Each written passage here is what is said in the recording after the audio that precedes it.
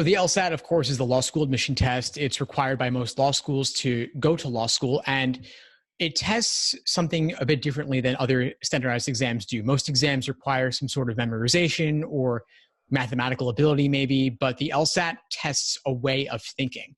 It requires that you have a critical and skeptical mindset, and it requires you be able to make deductions, but you're not studying flashcards. You're not highlighting and underlining things in books too much. It tests three things: logic games, which are like puzzles; logical reasoning, which are short arguments; and then reading comprehension, which are passages followed by associated questions that test the structure of an argument. A couple of things. The LSAT requires, like I said, a critical and skeptical mindset. And so what that means is that you have to evaluate arguments actively rather than accepting what's given to you at face value. And because the topics are often pretty mundane or hard to wrap your head around, it requires a bit of curiosity about topics that may seem unfamiliar or unexciting at first. And so I like to tell people to think of the LSAT arguments as if it was like your younger sibling who's like 6 years old making all sorts of flawed arguments, maybe to get extra ice cream or to go to the amusement park or something. And you have to dismantle those arguments and take them for what they really are. Most common mistakes are, first of all, not devoting enough time to this process. People typically study over 2 to 3 months at most. Some even take it cold. But to really reach your fullest potential on the LSAT, you might want to spend at least 5 to 6 months on it, given that it's the most important factor in the law school admission process. The other common mistake I see people making is buying any $20 book they might see in the bookstore when there's a wide ranging quality of LSAT materials, and you're best off using actual recently administered LSAT exams, the official ones published by the Law School Admission Council.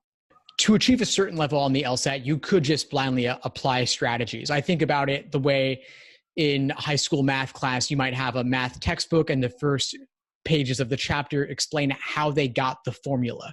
And then after that, you take the formula and you just blindly apply it to the given problems. Now, if you're like me, you might just take the formula and apply it to the questions. But the nerds out there actually have to look and see how the formula was derived in the first place, like why the formula works. And I think to get a top score, to get 170 plus, you actually need to understand the workings of the test and really try to see the exam from the test maker's perspective. And that's just because the LSAT is that complex that it requires that level of understanding, especially given the severe time constraint you're under as you're going to do 25 questions in about 35 minutes. That's barely more than a minute per question. And so having a real deep sense of pattern recognition is important to be able to do the questions quickly and efficiently, even if you're not really reinventing the wheel for every single one. Part of it is selfish in a way. It's that I wanted to understand the exam myself to this degree, and I continued wanting to understand it on a deeper and deeper level. And so writing blog posts or creating videos or podcast episodes is my way of kind of thinking out loud. And then engaging with students helps motivate me and inspire me to ask deeper questions or questions I may not have thought of. But once I hear it, I'm like, I really want to know the answer. And so exploring that through the content I create is my way of thinking out loud. And I also want to help people avoid making the same mistakes I did, because it took me an entire year to get my 175. And then it took me all the years since to continue understanding the exam on a deeper and deeper level. And I want to help others do the same, because this is hard, and it's hard to go it alone. And so I want students to feel like they have someone guiding them and accompanying them in the process. Used books are great if they're clean, or maybe if there's pencil, you can erase that. But you've also got to look at your time investment as well. If you're erasing hundreds of problems worth of pencil markings, that takes hours and hours and hours. You might be making minimum wage if you spend all that time erasing them, if you were to calculate that. And then pen markings, of course, there's not really much you can do about it. And so one thing you can do, of course, is get PDFs. There's the free June 2007 LSAT PDF online. You could go to the library and use books there. But I think that ultimately you're looking at a $20 book. What's the ROI on that? You could get, if it gets you even a single point more on your LSAT exam, that could lead to thousands of dollars in scholarship money. And so I think investing in prep books is one area that you really don't want to cut corners. I'd say you skip coffee that week, skip going out that weeknight, whatever weekend, whatever it might be. But I think books are a really great value. And so I would recommend you get as many as possible, even if it's $20 a pop. One big one, of course, is not investing enough time in your studying. That's the biggest one that stands out to me. Another one is when students fail to review prep tests in depth. A lot of times students will just do exam after exam, maybe do all 86 numbered exams ever released, then measure the results with spreadsheets and obsessively detailed tracking and such. But that's not really where the gains come from. The gains come from reviewing your mistakes, seeing what was tempting about a wrong answer choice that made you pick it, and what ultimately makes it wrong. And then what's discouraging about a right answer that pushes you away from it, and what ultimately makes it correct. You want to do that again and again and again to spot the patterns and the mistakes that you're making, because that way you'll avoid making them in the future. And too many students want to skip that part and just get the instant feedback of doing more and more problems. But in a way, that sort of churn and burn approach really ends up just wasting material and wasting your time too. Absolutely, 100%. And I'm living proof of that. But so are hundreds and thousands of my students and other students out there.